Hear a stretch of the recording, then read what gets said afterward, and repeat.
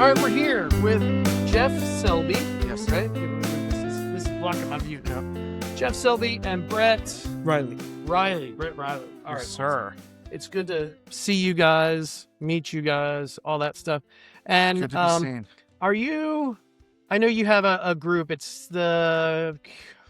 Hold on, I'm gonna get it. You have done your homework, haven't you? The Quixote Project or something. Correct. Okay. Yes, sir. All right, did I pronounce that right? Yes, you did. Like Good. Don Juan Quixote, is that? Like Don Quixote. Yes. Don Quixote. That's okay. Yes. Awesome. That's All right, cool.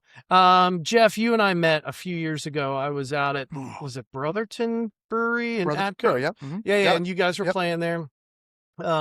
Sounded great, and we ended up just chatting after. I think we ended up going to the Golden Nugget. We went to the later Golden Nugget. Yeah.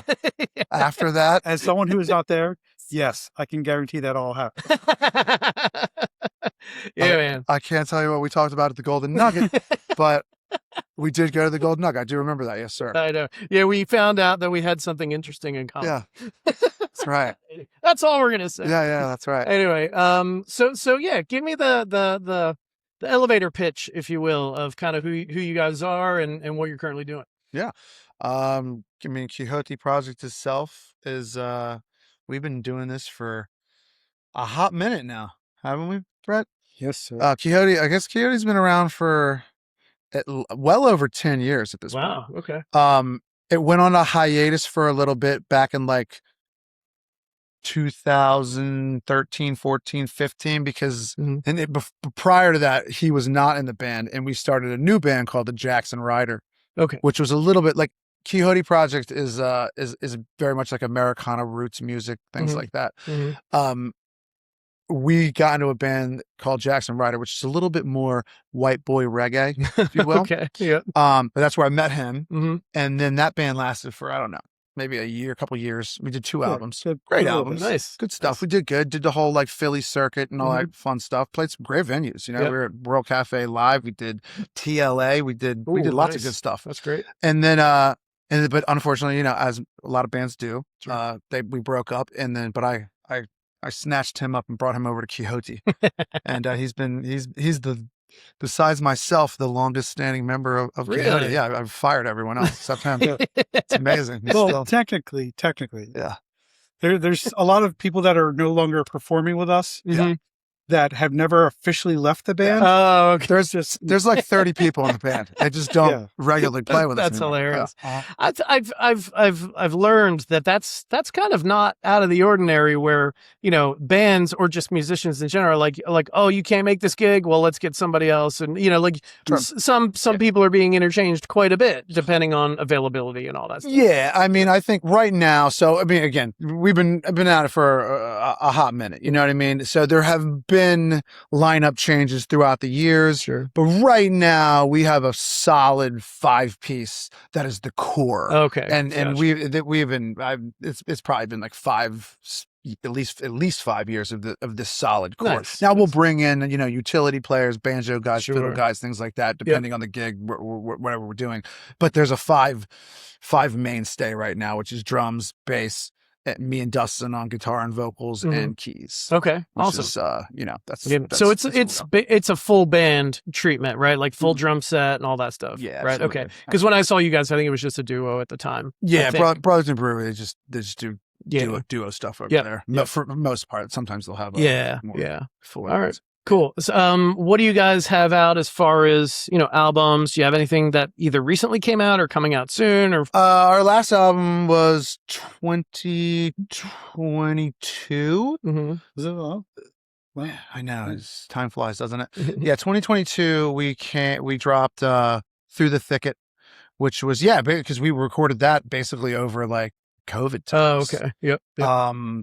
So that was our last one out, full digital release, Yep. Sure. No, I was thinking about maybe doing actual vinyl. Okay. But on that one, but we didn't. It's just pricey to do that stuff.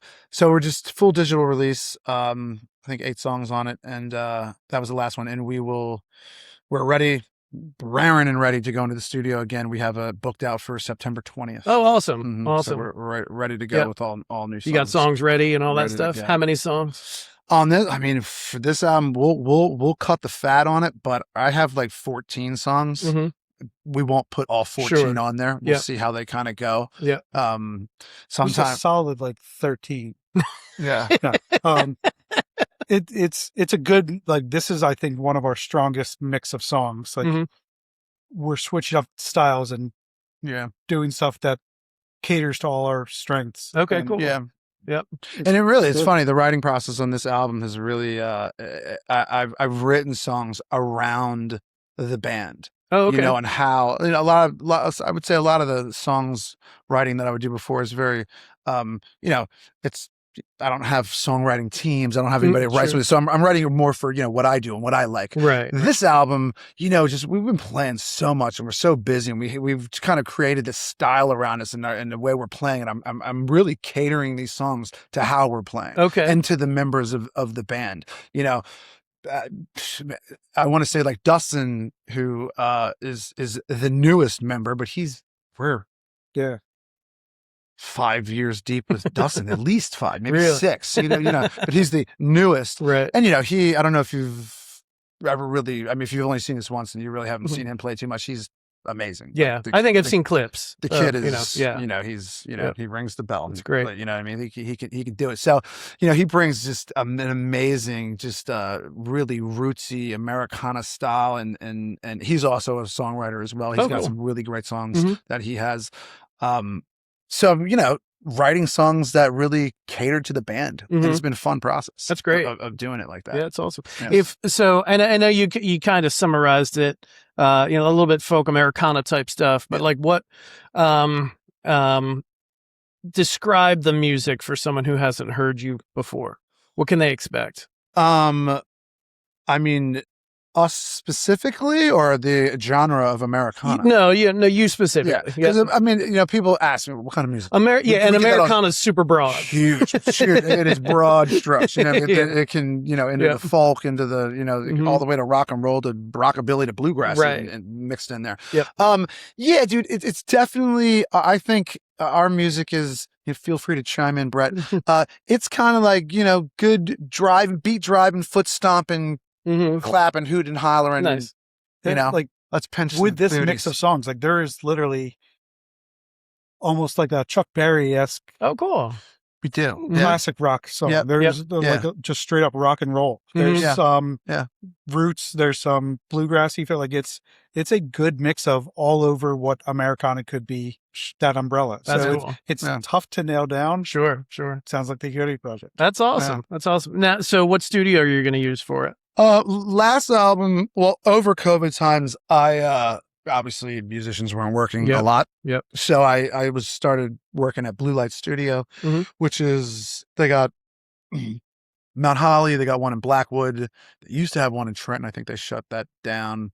But Blue Light is where we're going to do it. That's where we recorded our last album. Okay. Really, really dug them. Yep. Worked with Jamie Goel, who's the engineer. Became friends with him working there. Okay. And communicate with him well. That's important, like in the studio, Sure. to be able to feel comfy with somebody and all that fun stuff. So he did a great job on the last album, and we're going to hire him again for this That's one. awesome. See how it goes. Like you said, the last album was over COVID. Mm-hmm. So it was a lot of, we weren't playing out as much. Yeah. And the songs are like, okay, I have these ideas in my head. Dustin might have these ideas. We found them out as we were like in there. These ones we've worked Which out. is not cost efficient. Yeah. Sure. But these ones we have worked out playing. Like, we play every weekend. So That's great. We're running through them. Yeah. So you're ready to just like hit the studio and hit record and go. So much so where we're actually going to do, it's going to be a little different. We're not going to do track recording on this. We're actually going to record live in a room? Not all in one room. Okay. We'll be in separate booths doing it, but all at the same time. That's to awesome. get that vibe, click, man. let's go, let's That's do great. it. I feel like we can do that because we have been playing a lot, and we're tight. That's great. And that would save a lot of money. It sure would. You get this work done faster. I also think you capture you capture like Absolutely. a living element to the songs. I mean, I'm a huge AC/DC fan, and the old days of AC/DC, Bon Scott era, they used to just record live in a room. Yeah. And there's just something about hearing it. Does it sound as clean as but it's got that magic to it. Yeah, exactly. Yeah, we actually had a song on the last album called Harmony that got a little jammy, right? And we tried to do that track recording. Didn't work. In fact, it didn't even make the album. We didn't put it on there because it just didn't work. To jam and really be working off of and vibing off of, you have to be doing that like together. Absolutely. It can't be track recording. That's a big part of our performance is, I mean, him and Dustin rotate lead vocals for our cover show. Yes. But there's not like, okay, and then we're going straight into Dustin's guitar solo. It's someone is going to take a lead there. Let's see, like Rob might jump on this one. He might throw it out like Rob and yell it out, and Rob jumps in there. That's cool. Yeah, there's no set structure. Okay. I mean, we'll do the verses. Where the jam's going to be, how long that's going to go, the solo. It's usually all over the place. That's cool. It is good. It keeps things. Fresh. Yeah. And you won't get bored, as the guys playing the songs, over and over. It keeps it fresh for you guys. Hugely important. Yeah, man. I can't even stress that enough on how important that is to do it, different and keep it fresh. Because man, we some of these songs we try to regularly add. We're talking about two different things. We're talking about original music and the commercial cover work, which I know you do, and I'll let you do both as well. Yeah. So but with the amount of work we're doing on the cover side, like you got to keep it fresh. You know what I mean, for sure, for our own well-being and our own sake. So. Do you ever, when you're doing the cover gigs, if someone were to come to your cover shows, right? Can they expect to hear kind of like all the hits, kind of like they heard them on the radio, or are they completely? Number one, are they all the hits, or do you guys do a lot of deep cuts? And then do you just like reimagine the songs? So let's make sure I understand what you're saying. Are you talking about our music or cover music? The cover gig specifically. Then we'll talk about the original stuff. Because I mean, our cover gigs, we're doing our originals. Oh, okay. All right. I mean, you got a lot of them. We're so never throw them doing in there, right? any gigs. I mean, granted, I get it.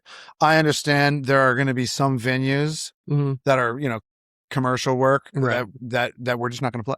We're just not going to play there because they want the top 40. Number one, our cover sets are not your typical cover bands. We're doing like Doc We're not Watson. playing the wedding band songs. Okay. We're not doing no Brown Eyed Girl. American Girl. Which, I love those songs. This is not what we do. I've definitely had to understand that there are just going to be some venues that we just won't play because that's exactly what they want. And that's just not what we do. Yeah. But there are lots of places that do, really do appreciate, the B-sides, things like that, which is what we That's cool. love. As far as deep cuts, I haven't heard most of the songs that we cover. Really? Well, that's great. You're playing the song. You're playing songs that may not be really well known. Yeah. And you're playing your originals, and you're still getting booked for gigs. I think that says a lot about your band. You know what I mean? Yeah, it's great. Yeah, no doubt. Yeah, we're definitely busy, and I think people do appreciate that. A little bit. There's so many people that like. You did a John Hyatt song, like, oh my god, like I haven't heard that song, so like that's amazing. Right? What? I've never heard anyone ever do that. That's you know what I great. mean? I'm like, that's what we love. That's what we perfect want. example is John Prine. Yeah. Anytime we play John Prine, there's someone in the audience who's like shouts it out, comes over and is like, I love John Prine so much. Can you play any more? Right. And it's like, well, how much time do you have? We do a lot. 30. That's amazing. In fact, with the John Prine stuff, I'm entertaining doing kind of like a tribute band. Oh, really? Just John Prine. Wow. Yeah. Nice. We're trying to call it the John Prine Review. Okay. And just like really do like nice ticketed rooms. Yeah. For just John Prine. I didn't That's tell you awesome. about this yet, did I? You did. I hired another bassist. Oh, that's right. I did. But yeah, I love big John Prine fan. You know what I mean? That's cool. As a songwriter and things like that. I'm sure. I've had a lot of people. Yeah, I mean, I've delved into his work a little bit because of this podcast and people like yourselves. And actually, my very first guest, a friend of mine, Tim Murray, he's a country guy. He mentioned John Prine for the first time, and I'm like, I don't know who that is. And he's like, yeah, man, you got to check it. He's like probably the greatest songwriter ever. And I'm like, well, I got to check it out now. He's up there. One of the best lyricists wise. Yeah. And I've only learned from playing those songs with them. Right. I never really clocked his work either. Mm-hmm. Yeah. That's cool. John Prine's a great example of that. You know what I mean? Like the people who like him, love him. Right. And when we do them, they love us. We have people that really come to all of our shows because we'll do John Prine stuff. That's cool. You know what I mean? It's building that fan base. That's very cool. Yeah. What about the original stuff? Like how often are you playing 100% original gigs? So here's the thing with that. Like, you have to again, we're going to play originals at every show. Right. We're just going to do it. We have people that come out, they want the originals, and we'll do the originals. Sometimes down the shore, you really do have to focus on more of the cover work. Sure. And stuff like it's that. more of a touristy area. We'll tailor shows to what vibe the bar. Right. Sure. Totally. Yep.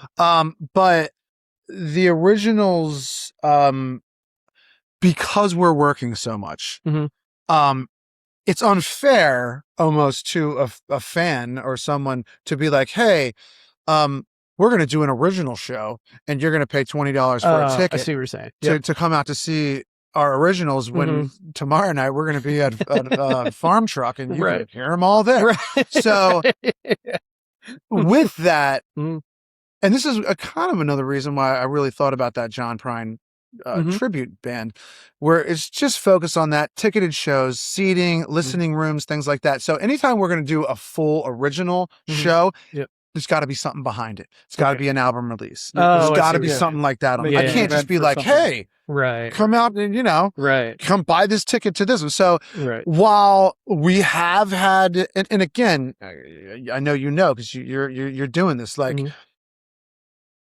I do this full time. You know what I mean? This is what I do for my job. Okay. And so I had to push on the commercial and the cover work. You know what I mean? To make money. It's what it is. And I don't want to get into this, and we can if you want, about why we can do that in this area of the country. I have whole philosophy on that. Go. I'd love to hear it. But so to do like the original work and just do a full original set or sets, it's got to be something special. It can't just be like, at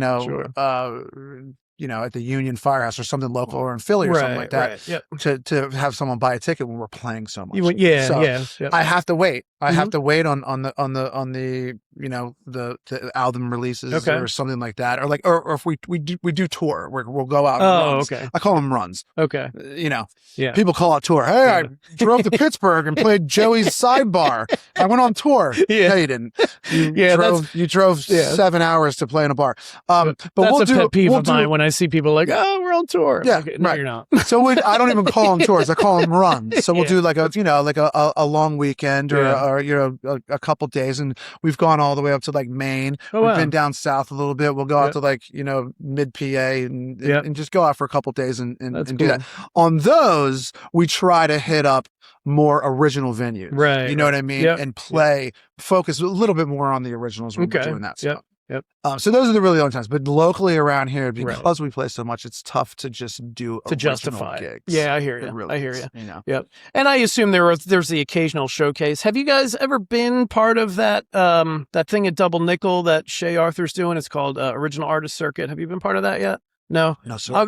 Do you know Shay Arthur? I do. Okay. Yeah. I was going to say I'll hook you up with him. I saw you play it one time. Oh, you did? Okay. Yeah. I played there last April, not this past April, the April before. I think whatever. Yeah. But yeah. So I had gone in there. He's doing a lot of pushing for the original stuff. I think at this point right now, it's just him, and we're doing some Sundays. They kind of cut back on music a little bit, which is really? I really love that place. Yeah. But yeah, I went in there. There was some management change, and I had to talk to them about schedule. And that was the first time I didn't even know I didn't know anything about it. And this is over a year ago. Oh, okay. I was thinking, you were playing. Okay, yeah. Shay was over there. I was like, wow, this is amazing. Like, that's awesome. And it was packed too. Fantastic. Lots of people there. Like really, really nice. That's cool. But yeah. That's awesome. I was too shy to say hello. Sorry. That's all right. You were up there, you were jamming. I was like, Probably doesn't even remember me. No, I remember you. I do have to say thank you for getting me the show at Flying Pig. You're very welcome. That's coming up. Yeah, Absolutely. Are you booking for them or how does? Okay, I handle all the booking at the Bordentown location. The Bordentown one, right? Yeah. Yep. Okay. So Cool. they're just doing, usually solo duo stuff. And Okay. Cool. I told them I'd help them out. And That's awesome. Yeah. I'm looking forward to that show. Yeah. It's a nice round. You know what I mean? It's your typical, joint. So, sure. Do all the hits. Do all the hits people know.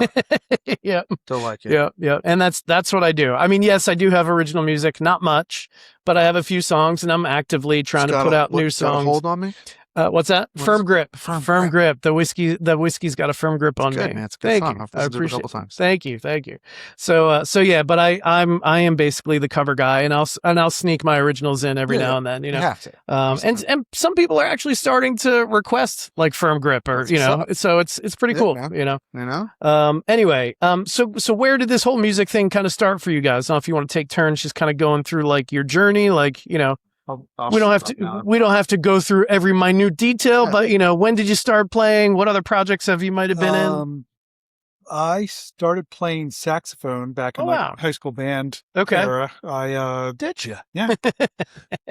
I have a twin brother who was our drummer in Jackson Rider. Okay. And my dad was a music teacher. He was very hands off as far as like not forcing us to play music. Mm-hmm. But always loved music, always around the house. Yep. And I started on sax, played that throughout all high school. Mm-hmm. And then it's probably like sophomore, junior year, started bands. Mm-hmm. And I was like, I'm going to play bass, but not for long. I'm not going to get stuck on bass the rest of my life. Says every bass player. Yeah. And then now here we are, and I'm stuck on bass. That's But great. you don't have the emo hairstyle anymore. No, I don't. No. That was the... One of these days I'm going to go back to guitar, though. Yeah? You think so? Probably not. That's great. Who are some of your influences, like when it comes to bass guitar? I was a 90s kid, so it was Flea, it was Primus, Les Claypool. Okay, yeah. And then all the stuff. I was a big Aerosmith fan. Okay. And if you, that's the thing, I don't really listen to our style of music regularly, but when you listen to it, like I was a big STP fan. I was a big Tom Hamilton from Aerosmith fan, and you can hear, like, I love doing a lot of slides and stuff in our songs, and that comes from my love of his slides. Nice, that's awesome. So it's the influence is there without being obviously there. Right. Very cool. And then what else? Any other projects prior to joining the two that you've been in here? Prior, I was in a band called the Whiskey Train way back in the day. Okay. That's actually where my band used to play shows with Jeff's band. Oh, okay. With the Quixote Project. Yeah. And that's where we first met. And cool. And that was fronted by Kenny Curcio. You know Kenny Curcio? No, I don't know. He does some cover stuff. He does cover work around here, but he's back and forth from Nashville a lot. Oh, cool. On the country scene, all original, really good stuff. Okay, cool. He's good. I'll look and him then up. Dom. Do you know Dom from Lost Sailors? Dom from Lost Sailors. No, He's I know another- Dom from Fat Mez. But he's another. He was also in it's that actually band, it's great because I don't see them that often. But my keyboard player, him and his dad have a duo still. Oh, cool. They play down the shore. They play locally. Nice. Dom, as he said, Kenny, like everyone from that band is still out doing their own thing. That's awesome. Separately. That's very cool. It's fun to check in every now and then. Yeah, man. Wow. That's awesome. All right, Jeff, how about you? Where did it all start for you? I remember my mom yelling at me about knowing all the words to Slippery When Wet. Nice. And not doing my homework. Oh, okay. I get that. If you would just put like a little effort into your homework the way you do learning these songs. Right. You get straight A's. I always just dug music. It was always something that was special to me. I picked up guitar a little bit later in life. I didn't really start playing guitar, and I think I actually picked it up my senior year of high school. Okay. And then really didn't start getting into it until I went to college. Okay. And I guess it was really like I was, 90s kid growing up, definitely loved hip hop, you know what I mean? Tribe, Del the Funky Homo Sapien, man. Boogeyman, Wu-Tang, all, I loved that stuff. And I was a lyricist too. I always wrote. Okay. But I didn't play an instrument. So like, hip hop and rap was just like an outlet for me to write. And then I heard Bob Dylan. Really? Yeah. Yeah. Yeah. He's the one who did it for me. Okay. He lit the fire. Nice. For me. And then, just got really into Bob, like going into college and just learned the 3 chords and the true stuff. Okay. You know what I mean? And, yeah, man. And that was it. And then, from there, that just opened up, How did you discover Bob Dylan's like so late? I mean, I've discovered him late too. I'm just curious how you crossed paths.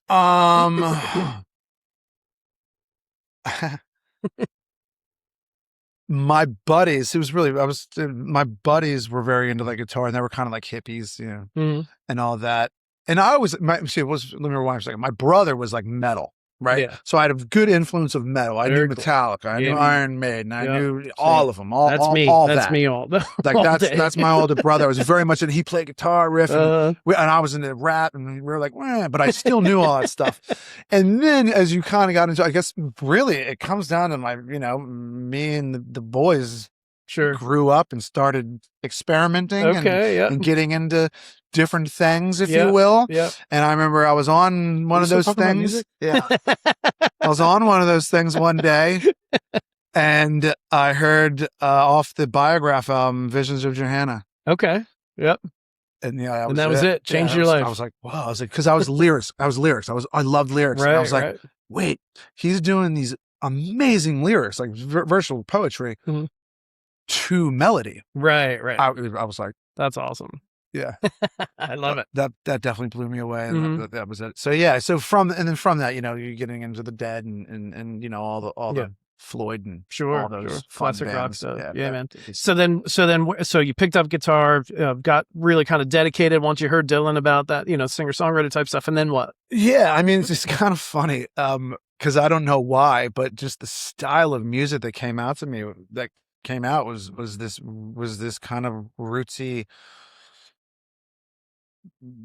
the stuff that we do now, like stomped roots. I don't know why. Yep. It's just what came out. And then it was almost why I took the opportunity to get into Jackson Ryder, which was a little bit more of that white boy reggae stuff, a little bit more like Sublime style, you know what I mean? I could still do a little bit of hip hop stuff in there, which was more of the vein I was coming from. Sure. But every time I really sat down to play, this like rootsy Americana country stuff started coming out. I don't know why. But I rolled with it. That's cool. Yeah. Very cool. And then what was kind of the first project you entered or created? Or the first band really for me, I mean, again, I didn't really start playing and got into writing in true music in college. So really it was like right out of college. I was just messing around with local dudes, like jamming out a little bit. Hold on. Do we have a band? Do we have a name of that band with Teddy? All them. I don't know if we had a name, but I guess really, no, the first real band I was ever in was Quixote Project. Okay. Wow. Really it. That's awesome. Yeah. And then again, started that and then, put that on the back burner. Never stopped it. Put it on the back burner to do the Jackson Ryder. So that was really it. That's cool. I'm like a one band man. That's awesome. One man band. I love it. I'm a one band man. Something like that. I do play multiple instruments. Yeah. So about multiple instruments. So like who plays what? Obviously bass, guitar, vocals. What else you guys got between the two of you? Well, I mean, in the band, again, drums, bass, keys, 2 vocals, 2 guitars. Yep. That's the core. Yep. And then, we have Joey Cat that comes down and plays banjo, which he's going to be with us on Friday, FYI. We got our buddy Kevin on the saxophone, who's just, I'm the worst musician out of the bunch. It's, I'm the band leader, right? I'm my band leader. You're the band something. And my job is to bring the best musicians. That was what I really said. That was it. When I started doing this, I'm like, I'm, in the scene and we're doing, I want to try to get the best people I can find and bring them together. Yeah, man. And I like, we'll be playing and, like Dustin, Rob, I could just watch the two of them go to town forever. Like, they're insanely talented at what they do. Stupid talent. And then Jeff goes back to do what he's doing, and I'm like, oh, whatever. That sucks. No, but it's like he literally is a one-man band, because when he can play solo, and you have guitar, vocals, harmonica, and he's playing the tambourine on one foot and the bass on the other. So, and then he adds Dustin, he gets harmonies and leads. Okay. Yes. And so trio, depending on what the gig calls for. We can do to the full drums to if it's a smaller room, I'll heel a kick drum with a foot tambo and put our drummer on a washboard. Oh, okay. Or sometimes just a snare to get the backbeat. But we started doing that. I started doing now I heel a kick drum because this is the most quality sound. But I should have brought it in for you. It's in the car. Like a stomp box. Okay. You can buy them online. Yeah. Where you just stomp on it, gives you a kick drum sound. Right. There's also triggers. I have a horse kick pedal, it's called, and it's the same thing. It's a block of wood and you step on it and you can change it. It could be a tambourine, it could be a bass drum or whatever. Right. So there's ones that are like triggers that are like like digital that you can do different sounds on. Mine have always been like there's a pickup in there and it has to be mic'd right, but whatever. Okay. Started out doing that strictly to add something to like the solo and duo sets, to have a little backbeat. Sure. I think it adds so much. Yeah. 4 on a floor, the foot tambo, it adds so much to just a duo singing. So I do that pretty regularly. Anytime I play out, if even from solo, it's almost weird. Like, and you can attest to this. Like when I don't have those things, I feel like naked. Really? I'm like weird. I'm like, and I gotta like let the drummer drive this boat right now. It's my comfort. Jeff's gotten better with it, but there were a little bit of time there where it's like, no, I'm going to bring a bass drum also. Yeah. Aside from our drum. Don't forget to do what I'm doing. Nice. It's just weird. It's not being able to heal that. Just right. Because you're so used to it, and that's so funny. That's awesome. So, I know you haven't started recording the album yet, but do you have an idea of like a target release date for it? Is it going to be in 2026 or is it going to be later? Definitely not 2026. Okay. We're going to go into September, so sometime in 2027. Okay. I would say. Very cool. Yep. Man. Second quarter. So at the latest. So I do a little bit of recording, and I'm song by song, and I'm working with Stephen Butler from Smash Palace. He does all my recording, and he's my producer. That's great. And he's taught me so much.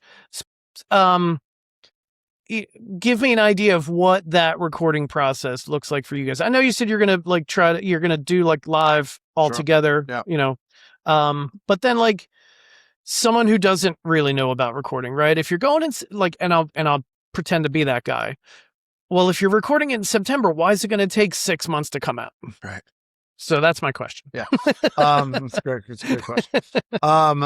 One, I've recorded an album, our Bone Shaker album. We have 5 albums out. So Bone Shaker album I recorded in my own home studio. Okay. Which was the best experience I've ever had recording. It was amazing. Yep. There's no clock on the wall, and that click 1, 2, 3, $5, $10. Money. So this was just like whenever, it was relaxed, it was good. I could take a million takes, but I don't know how to edit correctly. Okay. So I'm like, there's no editing. You just have to get the whole take in one shot. So that was always fun. No pressure. I was like, no, we can't just cut and paste. You have to get the whole thing. Right. If you don't, we'll go back and do it again. But we have all the time in the world to do that. I've gotten a little bit better now, and I have a better home studio now. So I'm really thinking, we're going to go in there, and I want to get all of the, like when we record live, those vocals probably are not going to be the take. Oh, okay. Probably not going to be the vocal that we're going to put onto it. Yeah. I want, the drums, the bass, the guitar, the rhythms. If there is some sort of jam in the solos and jam sections, I want that to be in there, feeling that live feeling on it. But yeah, I would say vocals, harmonies, any intricate inlays or something like that, we're going to put in, we'll do that post. Gotcha. And that's, so then we get all that. And my philosophy in recording is it's like a sculpture. It's a brick of stone that we're just going to throw at the wall. Right. And then, but again, this is still track recording. It might be a little different with the full band recording. I don't know, and just whittle away at it. You know what I mean? Start crafting it. Yeah, you know, I'm Jamie loves me. Jamie's the engineer. He's like, you definitely know what you want. But yeah, and I do. So I'm very involved. Okay, gotcha. You know? Yep. God bless Jamie. Now, when you're saying involved, is it like the mixing and well, wait, I don't like the tone of these guitars. Is it all of it? I'm involved in everything. Oh, okay. Yeah, gotcha. I'm right there in the mixing suite with him, like going through line for line, doing it up. I have a weird way of going through all the takes. Okay. And picking which ones we like, and right. It's like a whole code. Gotcha. Which again, Jamie understands, and he's like, "This is the weirdest shit ever," but I get it. And he's like, "One time you left your little chart thing in here." And some other band came in there like, what the hell is this? What is this? Is this hieroglyphics? Yeah, He's like, no, that's Jeff's music charts. That's I don't hilarious. know, whatever. But I have some, so yeah, I'm involved. I do know the sound I want. I know what I'm looking for. I've been in the studio. Yeah. But sometimes I don't know what buttons to push. Right. So that's where we have Jamie. Gotcha. So we work well together. That's awesome. So yeah, that's kind of the process. And then that's why it takes a little bit longer. You know what I mean? To go in there to go through these tracks and pick out the best also, takes. And like without putting the cart before the horse, like it's with the digital age, like making an album is kind of a lost art. And I think we've talked about this is a good collection of songs, and you want to present them correctly, and right. packaging and what we're going to do. Sure. Some of the ideas that we've talked about early stages of what to see, what we come up with. It's not just going to be like, okay, recording's done, releases next week. It's, right. You want to do a whole thing. Yeah. I mean, there's a couple things there that I'll add to that. One, we've done a Kickstarter before. You're familiar with Kickstarter? Yeah. Yep. We did those for the Land of Plenty album, I think. That's okay. Yeah, Land of Plenty album. We did a Kickstarter. Here, I'll get into a whole nother thing here. One of those rewards was, you give us a name and we'll write you a song. So that cool. That was one of the rewards, one of the top tier rewards. Yeah. So okay. Give us a name and some ideas around it. So you get a custom song. And we'll get a custom song. That's awesome. So those went well. We sold a lot of them. Nice. So much so where I was like, I really like these songs. So our next album, we took those songs and the album is called Namesake. Oh, so that's all so cool. the names. Yeah. So it was a kind of a concept album. Yeah, man. So, and I recorded those in my home studio, took that to Cambridge Sound Studios over in Philly with Jim Salomon, Todd McLutchin, and had them, I didn't have all the quality equipment like they have. So we took them in, they kind of mixed it down so we can put an album out of that. So brings it up to this album. So I think we might want to do a Kickstarter again. Yep. It just kind of helps a little bit. And, absolutely. It gets people involved. You know what I mean? Like it's all good. Absolutely. With that stuff. Yep. And then, to really, really focus on, one, I like kind of how you're doing things. You're not necessarily recording a whole album. Right. You're recording singles and then releasing them. Exactly. We'll record all these albums. I'm going to get the most bang for my buck in the studio. We're just going to record them all out at this point. But we'll probably release them in stages. Okay. And then full album. Right. Eventually. Right. Cool. So we'll probably maybe do maybe like 3 songs we'll release as singles leading up to the full release. Yeah, that's awesome. I think that's how we'll do it. Yeah. So with that comes promo and promoting it and throwing money at that. Like that is absolutely. You have to. And I'm gonna back him into a corner here. He wants vinyl. I want a vinyl. I was gonna say, is that in the plans? Physical media. I knew what he wanted. I knew what he wanted. Yeah. Would it just be vinyl, or I heard cassettes are making a comeback. Would you consider cassettes or CDs? I just got a cassette. You go. Who did I get it? I just got a cassette from somebody. I can't remember who it was. And there you go. Mm-hmm. I don't remember who it was because Right. I can't listen to it. Right. There's no place to listen. So those are more of like a koozie or a lighter or something like that. Not bad. Right. I'm not saying tapes are It's bad. still a way I don't that think people they're bad. can support. They're like a sticker or a pen or something like that. It's something cool to get from the band. Right. I like the novel idea of it. Mm-hmm. I don't know if I'll do that. If we are going to get a physical something made, it would be vinyl. And they're just so damn pricey. You know what I mean? But sure. that's the only thing you can do. CDs are out. You know what I mean? There are tape heads, and I know VHS is making a resurgence. Cassette tapes are making a resurgence. There's a nostalgia factor. I have a cassette There tattoo. you go. That being said, it's a lesser quality product. Right. Vinyl is a more superior quality product.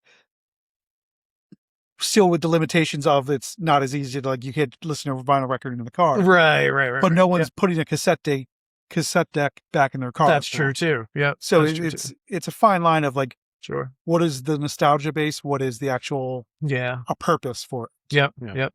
No, it's cool. I do like vinyls. I mean, over your shoulder there's a couple of vinyls from Anthony West, Pete Scavello, and then the record company.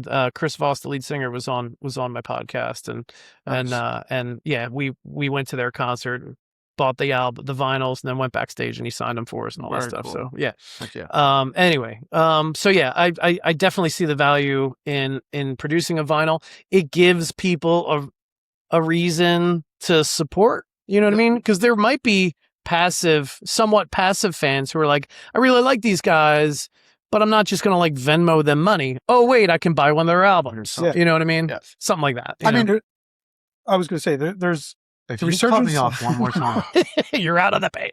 Jeff, if you could just step out for a second. The resurgence of like physical media is because of the streaming quality, and this younger generation you always kind of do the opposite of what the generation before did. For sure. Streaming started and it's like, we can watch it anytime. Now it's, wait, you can just take that away. I have to find where it's streaming on a different thing. And they want ownership in things that they love. Yeah. And that reverts back to holding it in your hands and saying, look at the artwork, look at the lyrics, read through it. Like you memorized all of Slippery When Wet. Man. There's a connection with music that could run deeper. Remember like the records. I loved opening it up on the tapes. I mean, the whole fold out. Yep. Loved it. It was so. I still have CDs at our shows that I sell. It is from 3 albums ago. It is from that Land of Plenty album that I still have CDs left. That when we dropped that album, that was like right when CDs started going bye-bye. Oh, okay. I used to sell, we could, sell a couple CDs at every single show. Yeah. You know what I mean? And then gone. Really? As soon as that Spotify and all the digital media came out, it was gone. It's crazy. That whole revenue stream gone. Sure. For us, it's not that much, but sure, everything helps. Everything counts. Everything counts. Yep. But I still have those CDs, and people still buy them. You know what I mean? Cool. I'll have a couple sold every here and there. You know what I mean? But yeah, I think it comes back to have something. To be like, instead of just giving a tip. I mean, basically it's, how much for the CDs? And I'll usually be like, whatever. Whatever you. Anything helps. If I'm ever like at some random bar, and like perfect example is Leanne and I went down to the Baltimore Aquarium for like the weekend, and we went out. It was right around Halloween. There was a big Halloween party at one of these big bars, and there was like this heavy metal band on stage, and I'm like, I'm getting back to my roots tonight. And there was another band. They had their merch table. I missed them in it. So never heard a note that they played, but I was like, I'll buy one of your shirts. Why not? You know what I mean? Support. So yeah, exactly. It's all about like support. I do crap like that all the time where I'll be like, sure, let me get, and I'll buy people's vinyls or whatever and never listen to them. Like if I want to hear their music, I'll stream it, Sure. But I'll buy the vinyl so I have it, And I can with my records, I'm a big movie fan also. I have a collection of film directors that I've met. Oh, nice. I had them sign the soundtrack to one of their movies. That's cool. That's very cool. And then also I went through, I keep all my concert tickets and I paired up the ticket with the record. Oh, so I have, cool.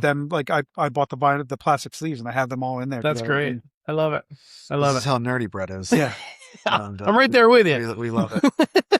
I used to keep I still do, but I haven't updated it in years. I used to have a little notebook, and I would write down every single concert I went to. I have a list on my phone. Who the supporting acts were and all that stuff. I started this notebook in 1986, and I still have it. I haven't updated it in about 20 years, but, my very first concert was The Firm at the Spectrum. Remember The Firm, Jimmy Page and Paul Rogers? And I wrote down the opening acts and all. It's, and sometimes I just flip through that and go, man, I saw some really good bands back in the day. There's nothing more fun than when an opening act you saw years ago suddenly is everywhere. It's like, good for them. Yep. I saw Guns N' Roses open for Aerosmith for the Permanent Vacation tour. Last one I saw was Rage Against the Machine open up for House of Pain. Nice. At I believe it was, I think it was the TL wow. in Philly. That's amazing. Small venue in Philadelphia, nothing huge. Yep. And Rage Against the Machine opened up for House of Pain. We went to go see House of Pain. Yeah. I had read about Rage Against the Machine in High Times magazine. So I'm like a teenager. Right. And I was on stage, like next to Zach, like stage diving.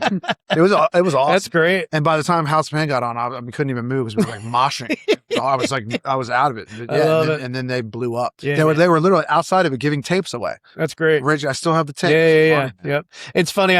We used to go to the Trocadero all the time. It might have been the Trocadero. Okay. I think that's actually where it was. Okay. Now that I think about it, I think it was the show at the Trocadero. We used to go there all the time, and one time we went to go see Suicidal Tendencies was headlining, and Robert Trujillo used to be the bass player, so we're standing in line to get in the truck. Dude from Metallica? Yeah. Oh, yeah. So he was in Suicidal.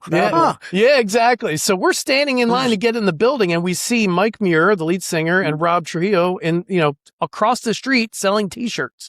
And my buddy goes, "Yo, isn't that Mike Muir?" And I was like, "Yeah." And I was like, "Well, let's." And when you're standing in line at the truck back in the day, other guys who had bands would be handing out their flyers. "Oh, come see us. We're playing here. We're playing there." So we had all these papers and stuff, and then we were like, "Yo." So we ran over, got their autographs. So I've got Rob Trujillo's autograph before he was in Metallica. So like that whole scene back in the day was phenomenal. It was great. Cool. I missed those days so much. Let's see. All right, what else we got?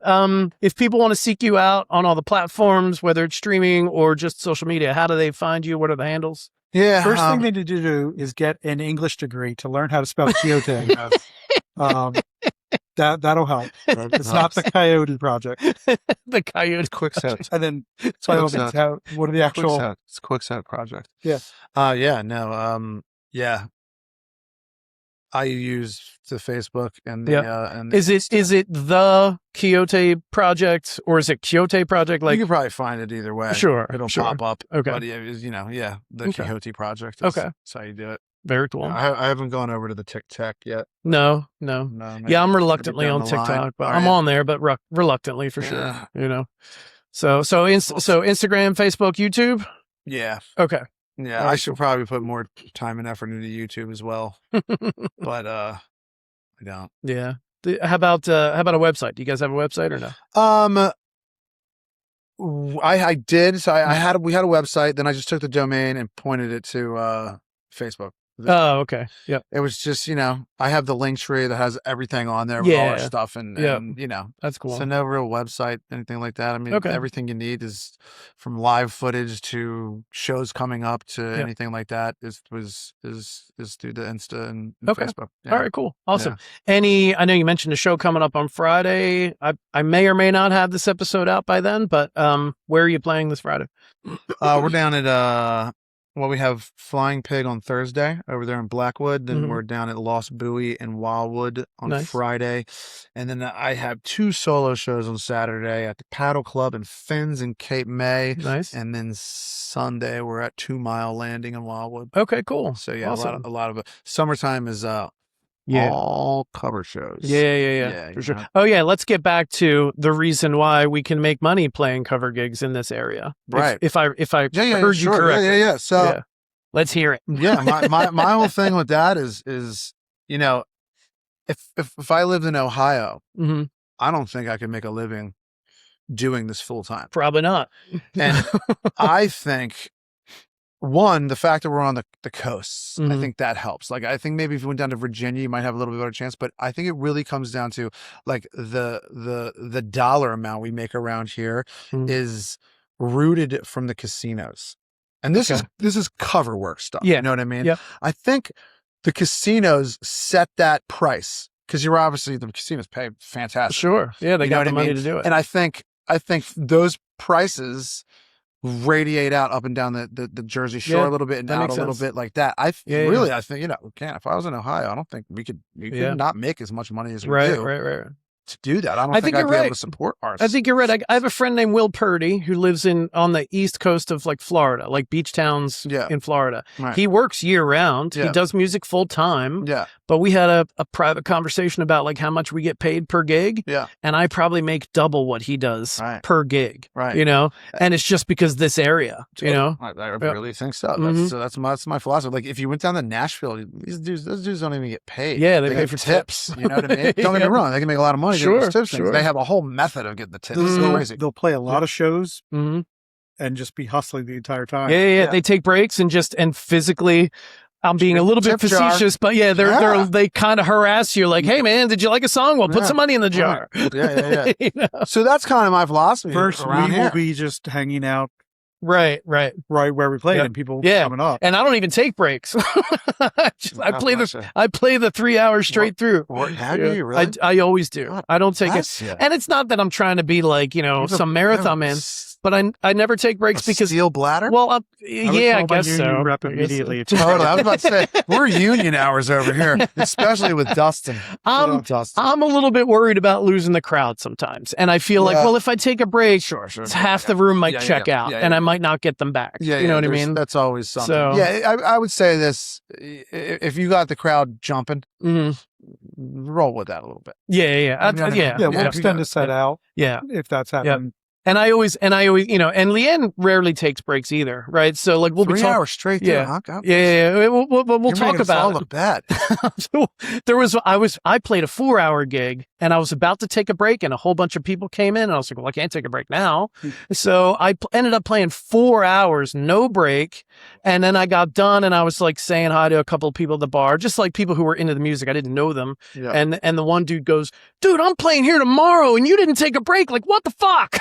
You know? That's insane. I think the longest gig we ever had was 5 or 6 hours. The one out in PA at the showcase. Oh yeah. You had a 5 or 6 hour gig. We did a double. They were like, you can take this. You can take the morning session or the late session. I was like, can we do both?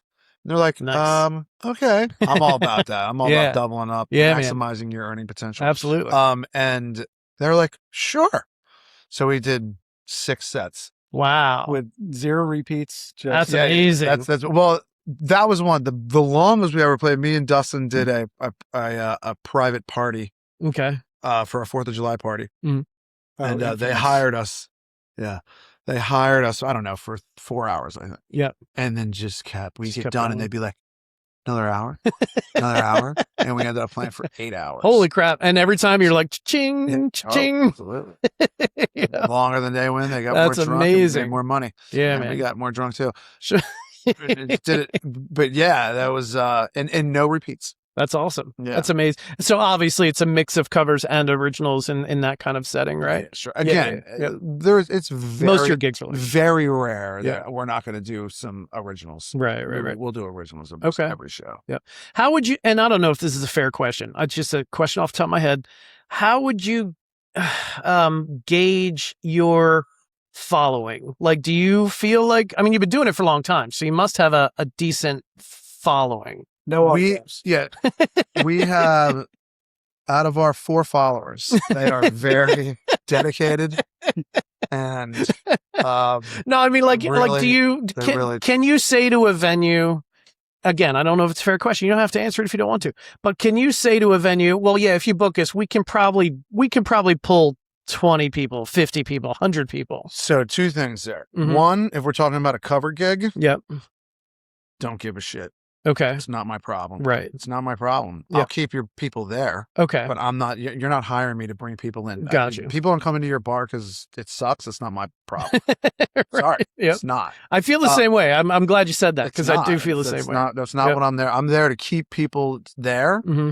And of course, do we bring people in? Absolutely. There's no doubt about it. We're bringing people in. Yep.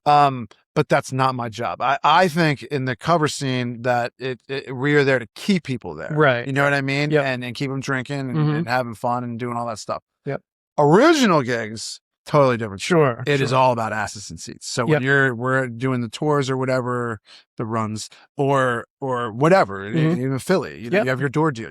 It's a totally separate type of money. Mm-hmm. You got to bring people in. Sure. And they're going to ask you how many people can you bring in. Okay. Yeah. And you always bump it up like 50 to 100 more than you can actually bring. Right. And you'd be like, I don't know what happened. 3,000. With cover gigs, it's like are you playing a restaurant that has a bar? Are you playing a bar that is trying to keep a party going with drunk? It's right. Every place has a different vibe to it, and a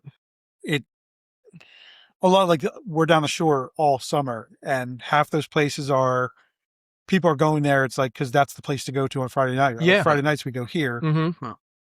Half of them are Lost Boo. We were playing on Friday. That's a new venue they're trying to build up. Oh, okay. So, cool. It depends on the place, but like you said, that's awesome. Yeah, I reached out to a place, I won't name who it was, and it was a couple of years ago, and they were like, "Well, how many people can you bring?" And I was like, I go, bye.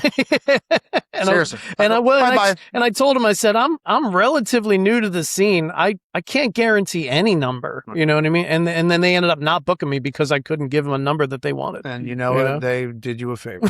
I guess Seriously, they did. Yeah. them. Like that is not what you do. Like I can play from 4 to 5 nights in a row. You know what I mean? Like I can't bring 50 people out to every show. You know what I mean? That's not what I do. So if that's what you're looking for, I'm not your person. That's one thing in this industry that I have understood. There are venues that I'm just not going to play, and that's okay because the music we do. Right. I'm not doing Journey. I'm not doing right. You know, it's not what we do. Yep. And that's what they're looking for. And that's okay. It's great.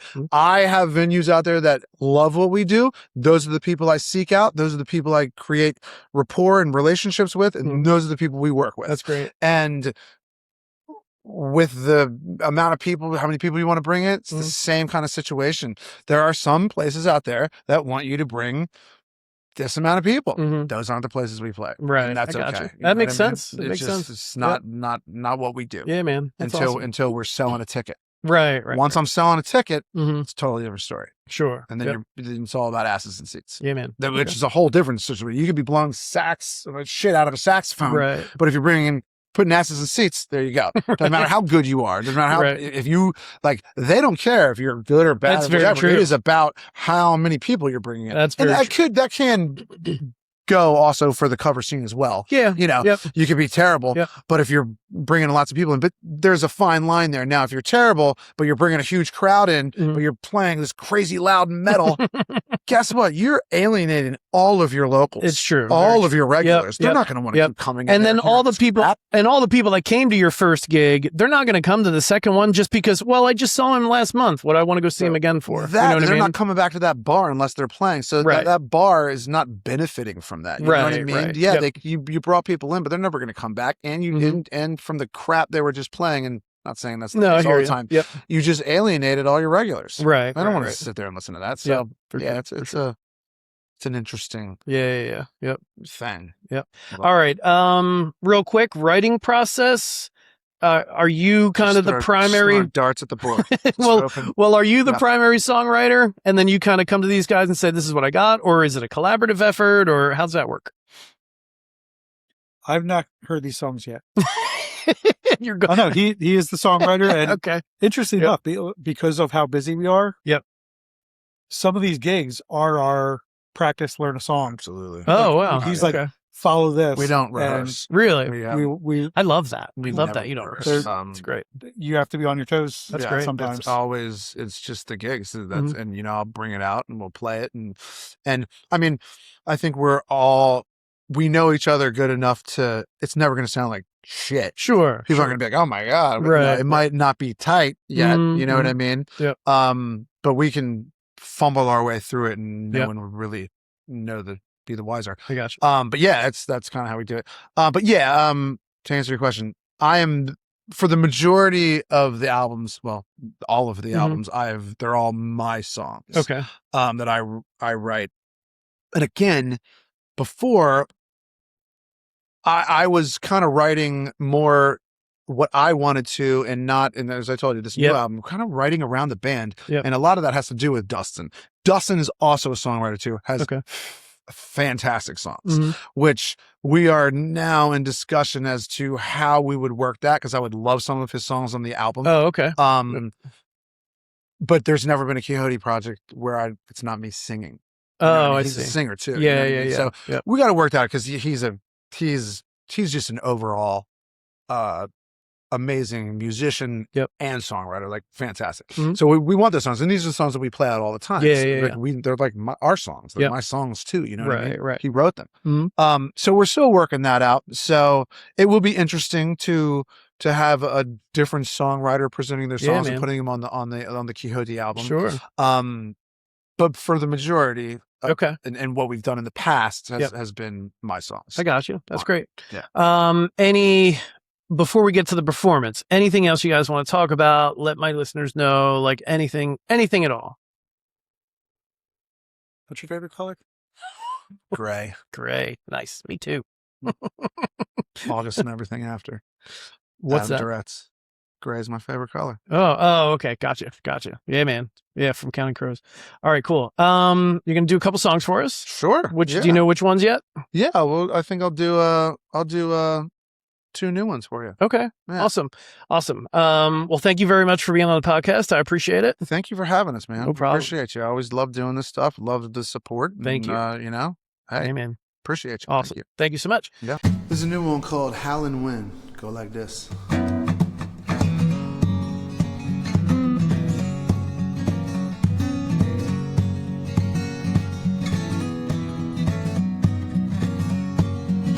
On day I die, gonna do me in. Yeah, will I repent on this life of sin? Look me in the eye, on my knees and pray. And I'ma roll my ass back through the pearly gates. And I'ma let them know just where I've been. And I've been dancing with the devil on a howling wind. Up on a howling winds. Up on a howling winds, my friend.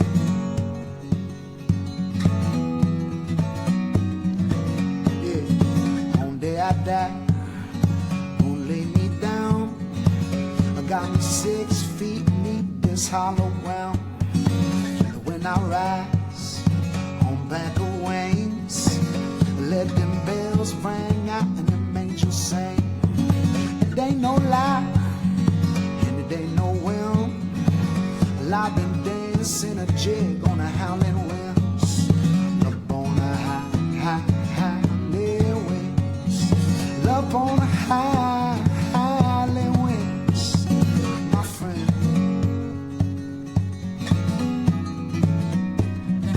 Yeah, one day I die when my work is done, and I'ma rest my bones on a setting sun.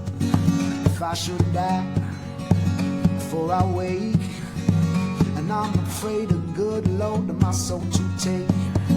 And I don't know just where I'm going, and I can still hear the four winds blowing. Up on a howling winds, up on a howling winds, my friend. Yeah. Up on a howling winds, up on a howling winds, up on a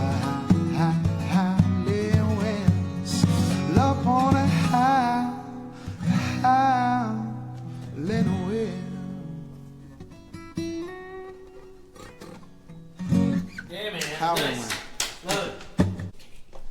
So yeah, so that's Howling Wind. That's a little blues lick. And this is the newest one we have. That we can have a lot of fun with. How's that on the volume? You all right with that? Okay. This one's called Get It On.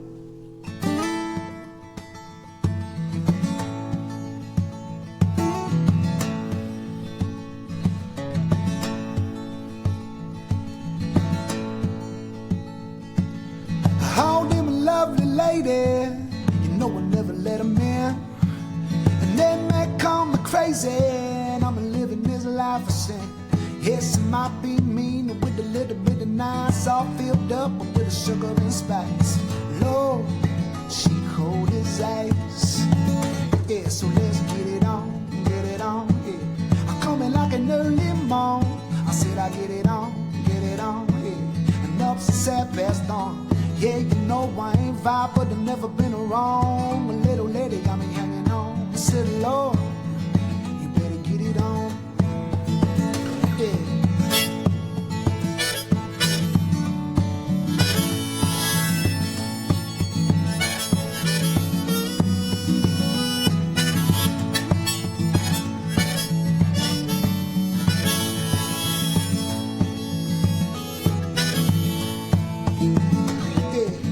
Walk in with a cookie grin, sat down at the bar. I filled my cup with some railroad gin and ordered up 2 more. Yes, he using me up like I was cheap cocaine. Got everybody spinning like a hurricane. I said, Lord, and I ain't to blame. Yeah, so let's get it on, yeah. I'm coming like an early morn. I said I get it on, yeah. And up since that passed on. Yeah, you know I ain't right, but I've never been wrong. A little lady got me hanging on. I said, Lord, you better get it on. Let's get it.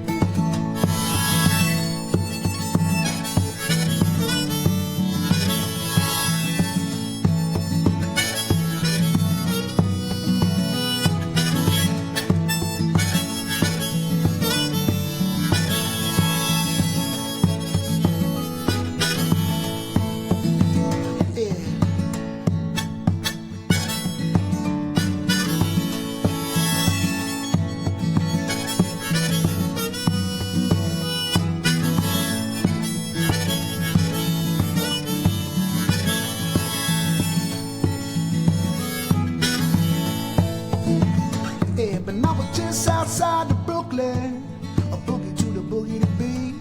And I'ma get this party cooking, I'ma dance and stomp my feet.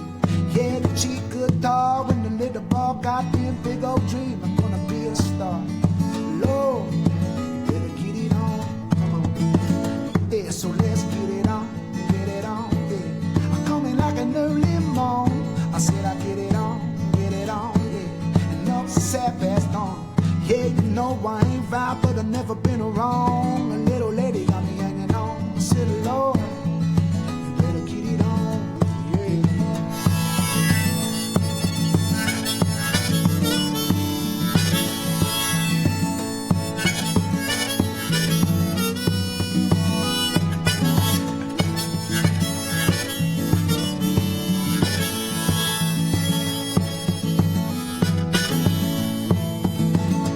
So let's get it on, yeah. I'm coming like an early morn. I said I get it on, yeah. And up since that passed on. Yeah, you know I ain't right, but I've never been wrong. A little lady got me hanging on. I said, Lord, you better get it on. Yeah, I said, Lord, you better get it on. Yeah, I said, Lord, you better get it on.